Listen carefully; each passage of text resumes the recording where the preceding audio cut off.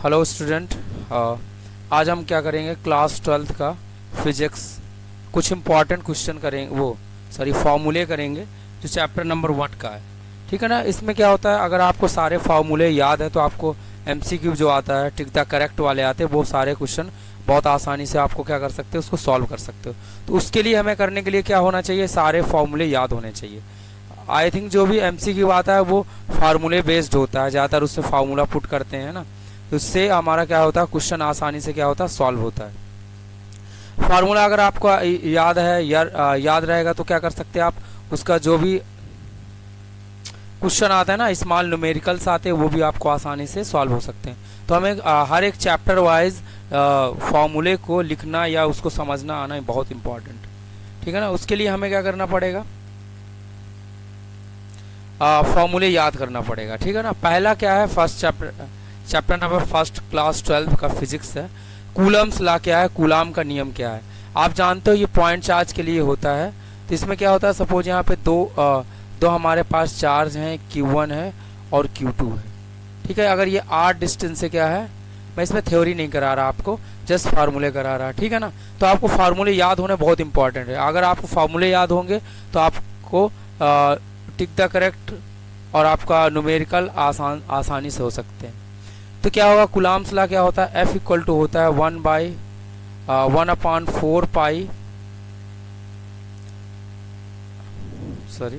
1/4 pi epsilon naught Q upon R square. 1/4 pi epsilon not Q1 Q2 upon R square होता है। ये हमारा क्या होता है, कूलाम का नियम होता है। ठीक है ना। ये क्या होगा, कूलाम का नियम होगा। दूसरा क्या है, विद्युत क्षेत्र क्या होता है। जो विद्युत क्षेत्र का फार्मूला होता है E होता है, वो क्या होता है, F अपॉन Q होता है। ठीक है। इन जनरल की बात कर रहा मैं। और दूसरा क्या होता है, V/dV होता है। तो विद्युत क्षेत्र का फार्मूला पॉइंट चार्ज के लिए अलग अलग होगा, लेकिन आपको यहाँ पे जो विद्युत क्षेत्र का फार्मूला क्या होगा, V/d। अगर यहाँ पे कोई भी पॉइंट, सपोज यहाँ पे क्या है, Q चार्ज रखा हुआ, यहाँ पे P पॉइंट है और इनके बीच का डिस्टेंस R है, तो क्या होगा, इस पॉइंट की Q चार्ज की वजह से पॉइंट P पे कितना विद्युत क्षेत्र होगा। तो E इक्वल टू क्या होता है, विद्युत क्षेत्र E या electric field 1/4 pi epsilon naught Q upon क्या होता है, R स्क्वायर होता है। Q अपॉन R स्क्वायर होता है। समझ में आ रहा है आपको। किसी पॉइंट चार्ज की वजह से किसी भी R डिस्टेंस पे रखे हुए, R दूरी पे रखे हुए P पे जो Q की वजह से पॉइंट चार्ज Q की वजह से जो इलेक्ट्रिक फील्ड होगी, जो विद्युत क्षेत्र होगा, वो क्या होगा, वह E इक्वल टू होगा 1/4 pi epsilon naught Q upon R square होगा। वैसे इलेक्ट्रिक फील्ड क्या होता है, F/Q होता है और क्या होता है, V/d होता है। इसके बाद हमारा आवेश क्या होता है। आप जानते हो आवेश क्या होता है, Q से रिप्रेजेंट करते हैं। आपको ये फार्मूला पता होना चाहिए कि I इक्वल टू क्या होता है, Q/T होता है। ठीक है ना। तो यहाँ पे क्या होगा, Q बराबर क्या हो जाएगा, IT हो जाएगा। इसको हम लोग कूलम से मेजरमेंट करते हैं। C इसका क्या होता है, SI यूनिट होता है ना। यहाँ पे क्या है, वैद्युत फ्लक्स। आप जानते हो फाई बराबर क्या होता है, वैद्युत फ्लक्स। पहले हम लोग जानते हैं वैद्युत फ्लक्स क्या होता है। वैद्युत फ्लक्स को फाई से रिप्रेजेंट करते हैं, किसी भी बंद पृष्ठ के लिए होता है। अगर यहाँ पे क्या हो, flux electric field lines generate होंगी, तो बंद फ्लक्स से निकलने वाले फ्लक्स को क्या बोलते हैं हम लोग, विद्युत फ्लक्स बोलते हैं। वैद्युत डाइपोल मोमेंट। ठीक है ना। इसे हम लोग क्या देखते हैं, डाइपोल मोमेंट को कैसे करते हैं, है ना। यहाँ पे मैंने डिफाइन किया इसको, डिफाइन किया गया। डाइपोल मोमेंट क्या होता है, ये भौतिक गुण है जो किसी प्रणाली में धनात्मक और ऋणात्मक आवेशों के बीच पृथक्करण को मापता है। डाइपोल मोमेंट जो होता है, इसको हम लोग डाइपोल मोमेंट द्विध्रुव आघूर्ण बोलते हैं। इसको क्या बोला जाता है, द्विध्रुव आघूर्ण। द्विध्रुव आघूर्ण में क्या होता है, एक पॉजिटिव चार्ज होता है, एक नेगेटिव चार्ज होता है। उनके बीच में जो डिस्टेंस होता है, सपोज यहाँ पे क्या है, प्लस का माइनस चार्ज है, यहाँ पे क्या है, पॉजिटिव चार्ज है। ठीक है ना। इनके बीच का जो डिस्टेंस होगा, ये A होगा और ये क्या हो जाएगा, ये भी होगा। तो हम लोग क्या करते हैं, द्विध्रुव आघूर्ण जो होता है हमारा P बराबर क्या होता है Q इंटू 2a होता है। 2a मतलब क्या है, यहाँ पे a क्या है, इनके बीच का डिस्टेंस है। यहाँ का भी क्या होगा, a डिस्टेंस होगा, और यहाँ भी क्या होगा, a डिस्टेंस होगा। यानी कि इस पॉइंट से क्या होगा, दोनों चार्ज सेम डिस्टेंस पे रखे होने चाहिए। इस पर्टिकुलर पॉइंट से जो हमारा चार्ज है, Q चार्ज है, प्लस का चार्ज है और माइनस का चार्ज सेम डिस्टेंस रखें तो P बराबर क्या होता है, द्विध्रुव आघूर्ण क्या होता है, डाइपोल मोमेंट क्या होता है, Q इंटू 2a होता है। ठीक है ना। D यहाँ पे क्या हो जाए, म्यू से रिप्रेजेंट करते हैं या P से भी करते हैं, तो क्या हो जाए, SI यूनिट कूलम मीटर होता है। सॉरी,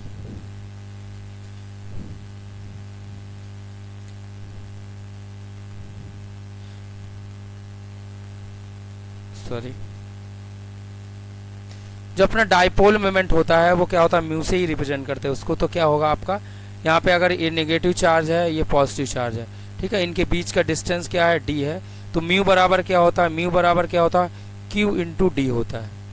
ठीक है ना। इसमें पॉजिटिव चार्ज भी होता है और नेगेटिव चार्ज होता है, तो क्या होता है, mu equal to Q into D होता है।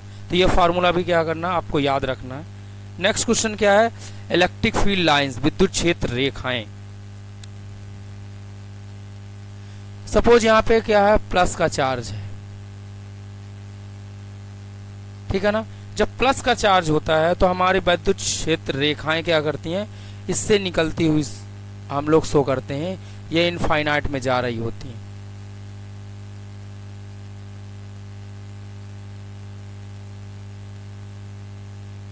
सिर्फ आपको कंसेप्ट और फॉर्मूले याद रखना है इसमें। ये पॉजिटिव चार्ज के केस में होता है, यानी जो पॉजिटिव चार्ज होता है उससे इलेक्ट्रिक फील्ड लाइन, विद्युत क्षेत्र रेखाएं क्या करती है, इस चार्ज से बाहर की तरफ जाती हुई दिखती हैं। विद्युत क्षेत्र रेखाएं, इलेक्ट्रिक फील्ड लाइंस क्या करती हैं, बाहर की तरफ जाती हुई दिखती हैं, तो इसको क्या बोलते हैं हम लोग, प्लस चार्ज। ये डायरेक्ट क्वेश्चन में आता है। यहीं पे अगर नेगेटिव चार्ज होता, सपोज यहाँ पे क्या माइनस का चार्ज रखा हुआ है, ठीक है ना, जो इससे इलेक्ट्रिक फील्ड लाइंस हैं वो क्या करती हैं, जस्ट आते हुए दिखती हैं इसमें, यानी इनफाइनाइट से क्या हो सकते हैं, इस चार्ज की तरफ आते हुए दिखाई देती हैं। ठीक है ना। जो पॉजिटिव चार्ज होता है उसमें बाहर की तरफ जाती हुई दिखाई देती हैं, एक्सपैंड होती हैं, इसमें क्या हो सकती है, बाहर की तरफ, बाहर से क्या होती है, अंदर की तरफ आती हुई दिखाई देती है, किसमें, नेगेटिव चार्ज में। तो पॉजिटिव चार्ज में क्या होता है, बाहर की तरफ जाती हुई दिखाई देती हैं, और नेगेटिव चार्ज में क्या होता है, अंदर की तरफ आती हुई दिखाई देती हैं। ठीक है ना। तो ये positive charge, dipole moment uniform electric field. जो डाइपोल मोमेंट का फॉर्मूला होता है, टाउ बराबर क्या होता है, PE sin थीटा।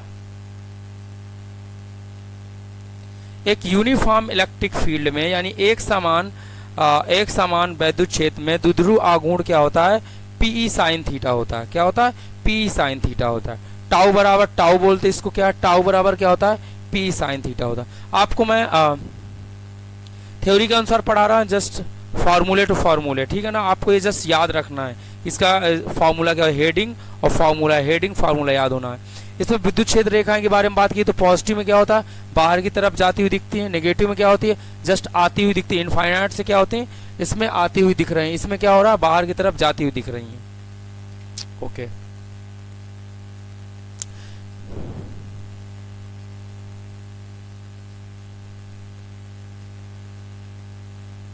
है ना। डाइपोल मोमेंट मैंने आपको बताया, P बराबर क्या होता है, 2a इंटू Q होता है। ठीक है ना। ये क्या है, अपना इलेक्ट्रिक डाइपोल होता है। इलेक्ट्रिक डाइपोल द्विध्रुव आघूर्ण जो होता है 2a इंटू Q होता है, या Q इंटू 2a बोल सकते हो। तो इसमें क्या होगा, for the point on the axis, पहला क्या है, इसमें एक्सिस पे क्या होता होगा, इसका फॉर्मूला एक्सिस वाला होता है, E बराबर होता है 1/4 पाई एप्सिलॉन नॉट P अपान क्या होता है, R³ होता है। इसका फार्मूला क्या है, E इक्वल टू क्या है, 1/4 pi epsilon not P upon R³ होता है। यहीं पे विषुवत रेखा तल पर स्थित बिंदुओं के लिए, ये क्या है, अक्ष पर स्थित बिंदुओं के लिए विद्युत क्षेत्र क्या होता है, 1/4 pi epsilon naught Q upon R, P upon R³ होता है। यहाँ पे का for the point on the equatorial plane, या विश्व तल पर स्थित बिंदुओं के लिए क्या होता है, E बराबर होता है, इसका फॉर्मूला होता है E equal to 1/4 pi epsilon naught 2p upon r cube. जैसे मैंने आप फार्मूला लिख रहा हूं वैसे आपको याद रखना है, ठीक है ना। आप देख सकते हो, बुक से भी देख सकते हो। तो E इक्वल टू क्या होता है 1/4 पाई एप्सिलॉन p अपान r क्यूब। इसमें क्या होता है विषुवत रेखा, यह क्या होता है इक्वेटोरियल प्लेन में क्या होता है आपका 1/4 pi epsilon naught 2p upon r cube. यहाँ पे एक्सिस की बात करा गया तो 1/4 pi epsilon not p upon r cube. यहाँ पे क्या है p अपान r क्यूब, यहाँ पे क्या है 2p अपान r क्यूब है। तो आपको दोनों को अलग अलग तरह से याद रखना है, ठीक है ना। ओके, नेक्स्ट क्या डाइपोल, अभी आप हमने ये पढ़ चुका है पिछले। टाउ बराबर क्या होता है p E sine theta. Uniform electric field में क्या होता है uniform dipole in uniform external field. क्या होता है रेखी घनत्व। दूसरा कुछ आंसर क्या करना हमें, रेखी घनत्व के बारे में बताना है। जो रेखी घनत्व क्या होता है, यानी कि हमने किसी भी चार्ज को एक रॉड में क्या कर दिया, भर दिया है। आप किसी भी चार्ज को क्या कर सकते हो, आप एक रॉड में भर सकते हो। जब आप एक रॉड में भरोगे या एक वायर रॉड में भर जाएगा तो क्या होगा, इसके अंदर ऐसा डिस्ट्रीब्यूट होगा, यानी इस एक रॉड के ऊपर डिस्ट्रीब्यूट होता है, भरा नहीं है सॉरी। यहाँ पे ये पोलराइजेशन हो जाता है। तो इस पे क्या होगा, रेखी घनत्व क्या होता है, लैम्डा बराबर क्या होता है Q अपान L। ये रेखी घनत्व द लीनियर चार्ज डेंसिटी या रेखी घनत्व बोलते हैं। लैम्डा इक्वल टू क्या होता है Q बाई L होता है, यानी जो चार्ज है हमारा वो एक लेंथ पे क्या है डिस्ट्रीब्यूट है। चार्ज किस पे डिस्ट्रीब्यूट है, एक लेंथ पे। तो रेखी घनत्व क्या होता है, डायरेक्ट क्वेश्चन इसमें भी आ सकता है या ये आपका डेरिवेशन में यूज होता है, ठीक है ना। तो इसमें क्या होगा L लैम्डा इक्वल टू क्या होगा Q बाई L होगा। रेखी घनत्व क्या होता है Q by L। Charge density क्या होता है इसमें Q बाई L होता है। नेक्स्ट क्या है सरफेस चार्ज डेंसिटी। अगर हमने चार्ज को क्या कर रहा है किसी एक पर्टिकुलर सरफेस में या उसमें एरिया में डिस्ट्रीब्यूट किया है, ठीक है ना, तो उस समय क्या होगा sigma equal to sorry Q by क्या हो जाएगा A हो जाएगा। सिग्मा इक्वल टू क्या होगा Q बाई A हो जाएगा। यानी ये चार्ज को हमने क्या किया है एरिया पे डिस्ट्रीब्यूट कर दिया है। तो सिग्मा बराबर क्या हो जाएगा Q बाई A हो जाएगा। Q बाई Q का मतलब क्या है चार्ज है, A का मतलब एरिया है। यहाँ पे volume charge density, volume charge density rho होता है, इसको क्या हो जाएगा Q बाई V हो जाएगा। क्या हो जाता है, हम लोग किसी भी वॉल्यूम में क्या कर रहे हैं, वॉल्यूम में भर रहे हैं, तो क्या हो जाएगा रो इक्वल टू क्या Q बाई A हो जाएगा। आपने देखा चार्ज लीनियर डेंसिटी है ना, surface density and volume density, आपको ये याद रखना linear surface and volume. Volume linear की बात करेगा तो क्या हो जाएगा लैम्डा इक्वल टू क्या Q बाई L, क्योंकि उसमें एक लेंथ वाइज ले रहा है।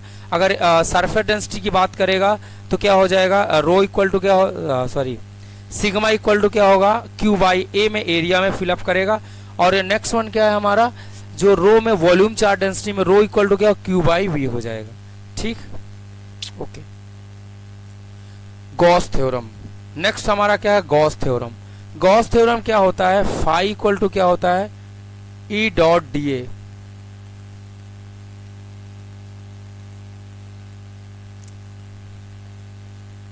इक्वल टू क्या होता है Q अपान एप्सिलॉन नॉट। इसको हम लोग क्या बोलते हैं गॉस थ्योरम बोलते हैं। नेक्स्ट यहां अनंत लंबाई के एक समान आवेशित तार के कारण विद्युत क्षेत्र, यानी कि the field due to the infinite long straight uniform charge wire, इसकी वजह से जो हमारा क्या होगा इलेक्ट्रिक फील्ड होगा, इसको हमें क्या करना है लिखना है, ठीक है ना। ओके, एक वायर में जो हमारे एक वायर होगा उसमें क्या करना है हमें चार्ज डेंसिटी को लिखना है, तो वो कैसा होगा ये देखना है। ओके, तो यहाँ पे क्या है, सपोज यहाँ पे क्या है कि आपके पास एक अनंत लंबाई का रॉड है,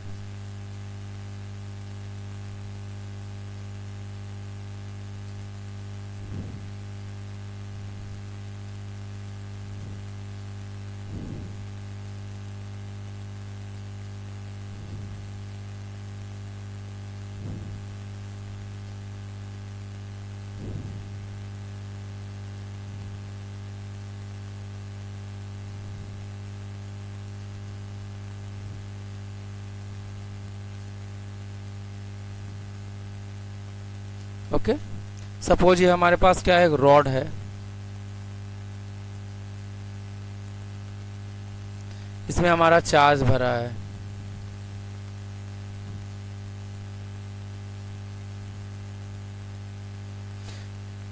ठीक है ना। यहाँ पे हमारा क्या है, आर डिस्टेंस है, तो यहाँ पे पी पॉइंट है, तो इसमें क्या होगा, इलेक्ट्रिक फील्ड क्या होगा, इस डायरेक्शन में लगेगा। तो इलेक्ट्रिक फील्ड फाइंड आउट करना है ना। What is the value of, है ना, अनंत लंबाई के एक समान आवेशी सीधे तार के वजह से, या अनंत लंबाई का है एक समान आवेशी सीधे तार की वजह से जो विद्युत क्षेत्र होता है वो क्या होता है, E इक्वल टू क्या होता है, लैम 1 अपान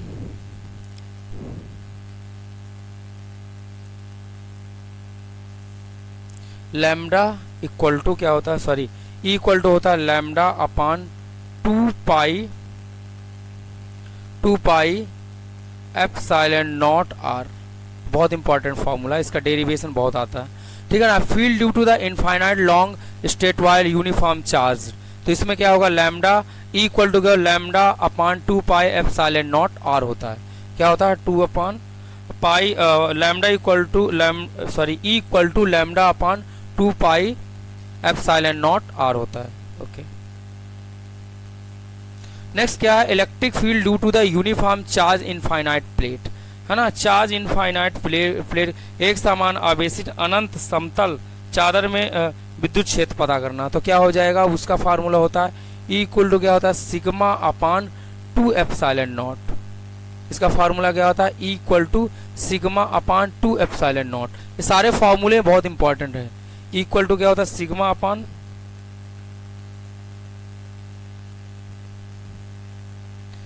इसका electric field E equal to होता है सिग्मा अपान 2 एप्सिलॉन नॉट, ये होता है अनंत लंबाई एक समान आवेशित अनंत समतल चादर के कारण विद्युत क्षेत्र क्या होता है, E इक्वल टू होता है सिग्मा अपान 2 एप्सिलॉन नॉट।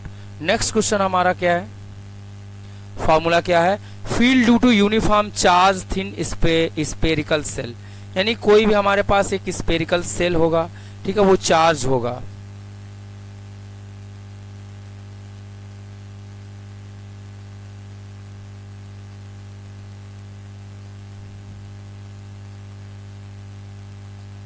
ठीक है, चार्ज है, field due to uniform charge thin spherical shell, ठीक है ना। वो चार्ज गोले के बाहर हमें पता करना है, ये आर डिस्टेंस होगा इसका दूरी, गोले के बाहर का क्या है, विद्युत क्षेत्र क्या होगा, और गोले के अंदर क्या होता है।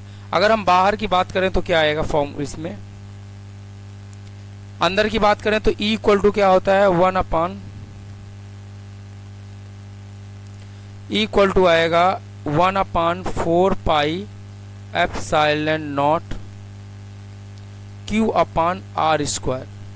दिस इज द बाहर है, एक्सटर्नल है, ठीक है ना। विद्युत क्षेत्र गोले खोल के बाहर यानी गोले के बाहर का विद्युत क्षेत्र क्या होगा, 1 अपान 4 पाई epsilon naught Q upon R square.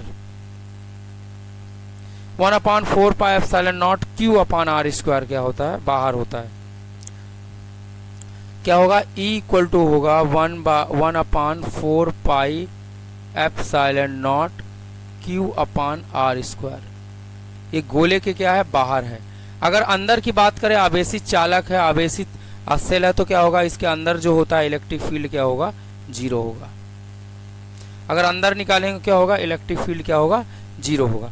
तो आपको ये समझ में है, मैंने जितने सारे फार्मूले चैप्टर फर्स्ट के हैं, तो आपको क्या करें, बोर्ड एग्जाम में बहुत इंपॉर्टेंट है, क्लास 12 का फिजिक्स है, ठीक है ना। इसमें हिंदी और इंग्लिश दोनों है, तो आपको अगर हिंदी मीडियम और इंग्लिश मीडियम वाला दोनों लोग पढ़ सकते हैं। सारे लोग जो भी अगर स्टूडेंट हिंदी का है तो हिंदी मीडियम पढ़ सकता है, इंग्लिश में भी पढ़ सकता है, ठीक है ना। आपको जस्ट फार्मूले याद रखना है कि कौन सा फार्मूला कब यूज होता है, ठीक है ना। आपको जस्ट हेडिंग याद रखनी होगी, और बोर्ड एग्जाम में आपको बहुत सारा काम आएगा इसकी वजह से, है ना। तो आपका डायपोल मोमेंट क्या है, जैसे आपने देखा पॉजिटिव और नेगेटिव चार्ज क्या करते हैं, ये रिपेल भी करते हैं। अगर सेम टाइप के चार्ज हैं तो क्या, अगर रिपल्सन करेगा, अगर डिफरेंट टाइप के चार्ज हैं तो क्या हो जाएगा, अट्रैक्शन करता है। तो आपको बोर्ड एग्जाम के पॉइंट ऑफ व्यू से बहुत इंपॉर्टेंट है, सारे इसके जितने सारे फार्मूले हैं फार्मूले वाइज याद कर सकते हो आप, ठीक है ना। डीप में भी पढ़ना इंपॉर्टेंट है, लेकिन क्या अभी क्या टाइम नहीं है, तो आप फार्मूले भी सिर्फ याद रखो कब क्या यूज होता है। ये डायरेक्ट क्वेश्चन में आ सकते हैं, ये न्यूमेरिकल में आ सकते हैं, आपका थ्योरी में भी आता है,